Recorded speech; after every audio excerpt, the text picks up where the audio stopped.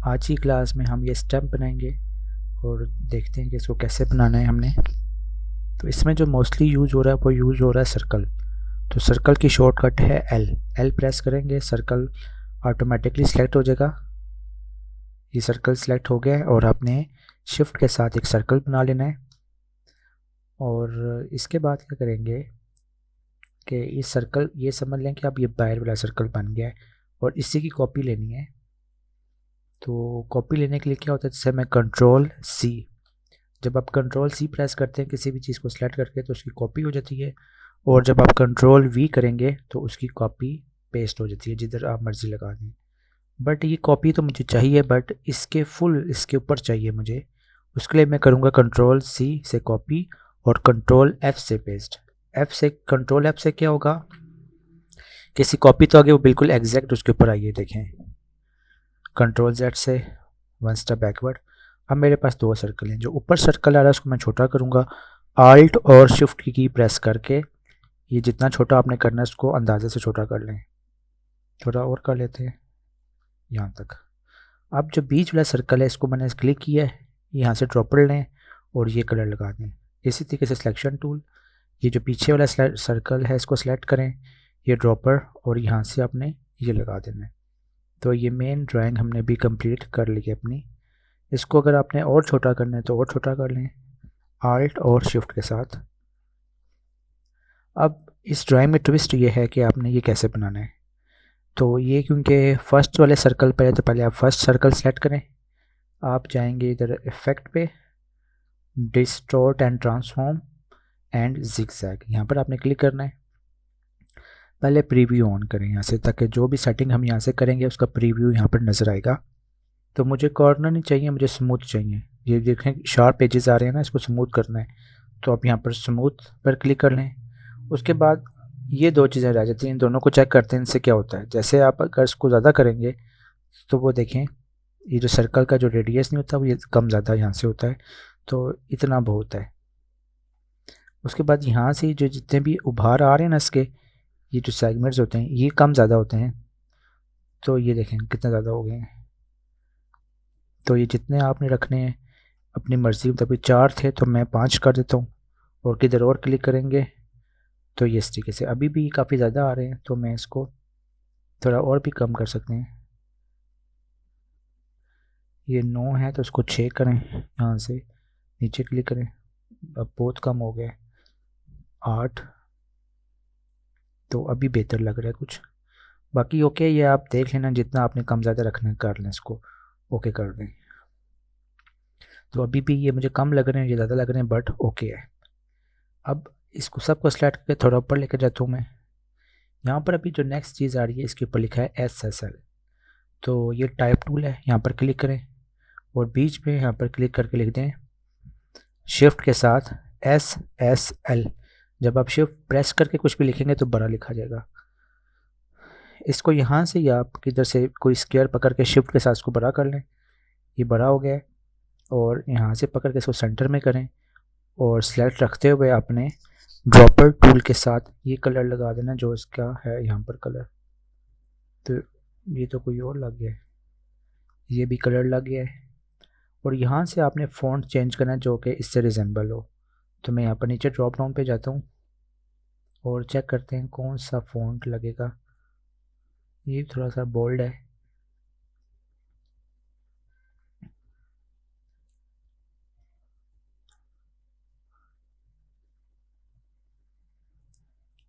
ये फ़िलहाल मैं लगा लेता हूँ। यहाँ पर हमने जो भी हमें मिला है सूटेबल फ़ॉन्ट हमने लगा दिया बोल्ड टाइप का। और इसको सेंटर में कर लें जितना आपने एडजस्ट करना है। उसके बाद ये कैसे बनेगा, तो ये सिंपल आपकी रेक्टेंगल है। रेक्टेंगल यहाँ पर क्लिक करके रखें, ये फर्स्ट रेक्टेंगल होती है। आपने यहाँ पर एक रेक्टेंगल ड्रा करनी है इस तरीके से। रेक्टेंगल जब ड्रा हो जाएगी तो आपने सेलेक्ट करके, इसको सेलेक्ट है पहले से, ड्रॉपर से इसको ये कलर दे देना है और सिलेक्शन टूल से पकड़ के इसको ऊपर लेंगे यहाँ पर।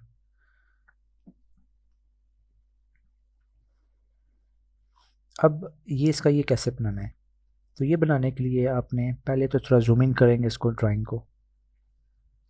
और ये है टूल डायरेक्ट सिलेक्शन टूल। यहाँ पर क्लिक करना है और आपने इसके बीच पे यहाँ पर कहीं क्लिक कर देना है, क्योंकि ये पॉइंट बनाता है। ये देखेंगे, सेलेक्ट करेंगे आप, पहले आपने सेलेक्ट करा इसको, ठीक है, इस सिलेक्शन टूल से, और बीच में हम इसके बिल्कुल सेंटर पे यहाँ पर पॉइंट लगा देंगे। ये पॉइंट एक आ गया है।